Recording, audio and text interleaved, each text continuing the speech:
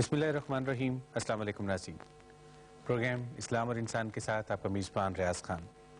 آج جس موضوع پر ہم بات کریں گے وہ ہے اسلام اور قرآن، اور اس موضوع پر بات کرنے کے لیے، ہمارے سوالات کے جوابات دینے کے لیے ہمارے اسٹوڈیوز میں معروف عالم دین حضرت علامہ حافظ محمد شفاعت رسول موجود ہیں۔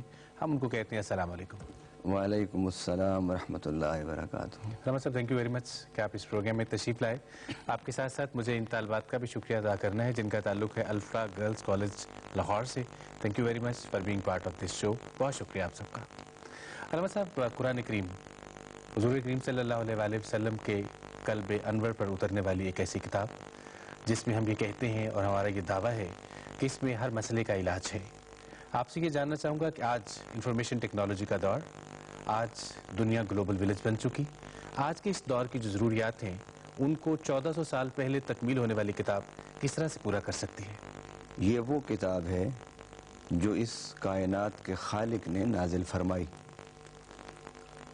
اور اس نازل کرنے والے اللہ نے اس کتاب کو قیامت تک کے لیے ضابطہ حیات قرار دیا، اور ارشاد فرمایا الیوم اکملت لکم دینکم واتممت علیکم نعمتی ورضیت لکم الاسلام دینا۔ قرآن پاک کی صورت میں تمہارے لیے دین کو ہم نے مکمل کر دیا۔ اللہ تعالیٰ کی طرف سے جو کتاب اور وحی ہوتی ہے وہ اسی صورت ملتی ہے کہ جب کوئی نبی اور رسول ہو۔ قرآن پاک نے اعلان فرما دیا کہ حضور صلی اللہ علیہ وسلم آخری نبی ہیں۔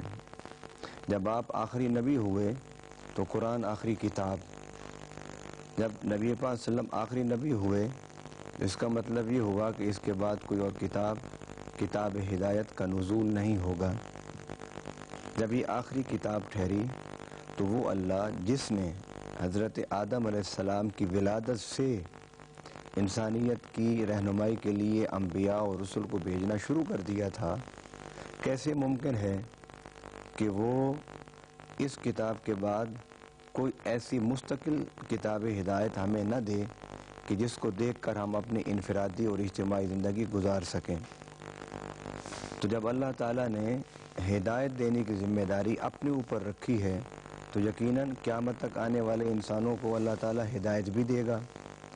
جب نبی نہیں، رسول نہیں، وحی نہیں، کتاب نہیں، تو یقیناً یہ کہنا پڑے گا کہ یہی قرآن ہمارے لیے کتاب ہدایت ہے قیامت تک کے لیے۔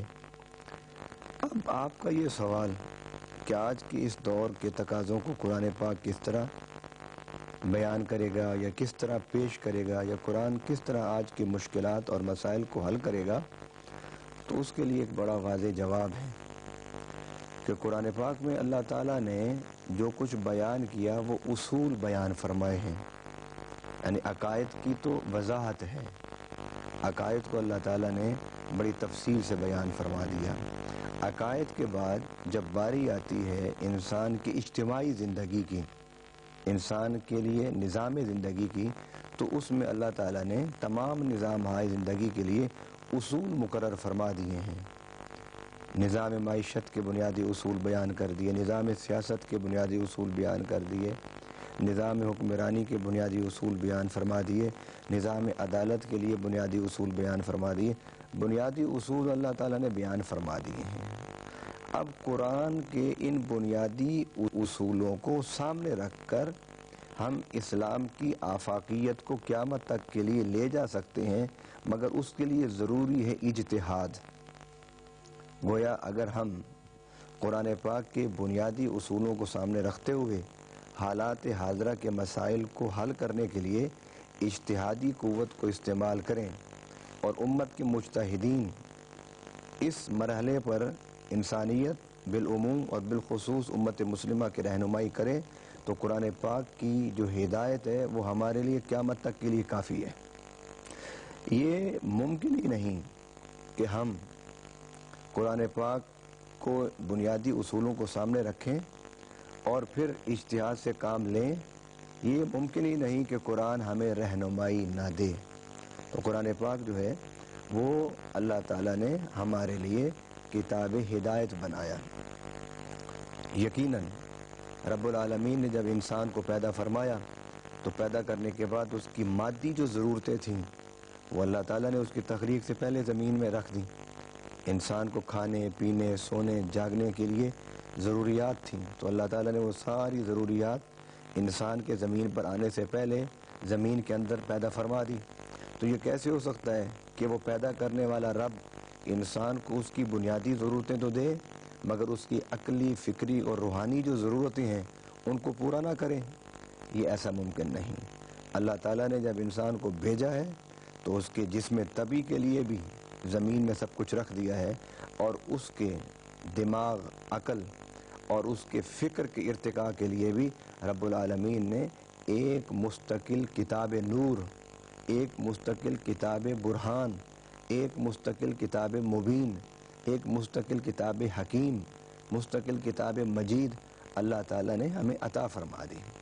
اور اس کے ساتھ ساتھ کہ قرآن پاک جو ہے وہ صرف مسلمانوں کے لیے کتاب نہیں ہے.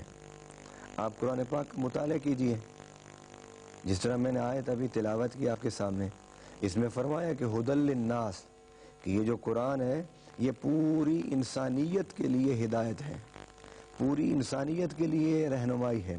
اور ایک اور جگہ اللہ تعالیٰ نے فرمایا ان هو الا ذکر للعالمین، کہ یہ جو قرآن پاک ہے یہ عالمین کے لیے ذکر ہے.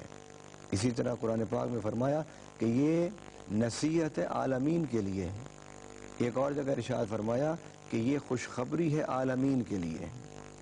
یعنی نبی پاک صلی اللہ علیہ وسلم کی نبوت اور رسالت کے ذریعے سے اللہ تعالیٰ نے جو ہمیں کتاب عطا فرمائی ہے، یہ کتاب ایک تو پوری انسانیت کے لیے ہے اور یہ کتاب قیامت تک کے لیے ہے.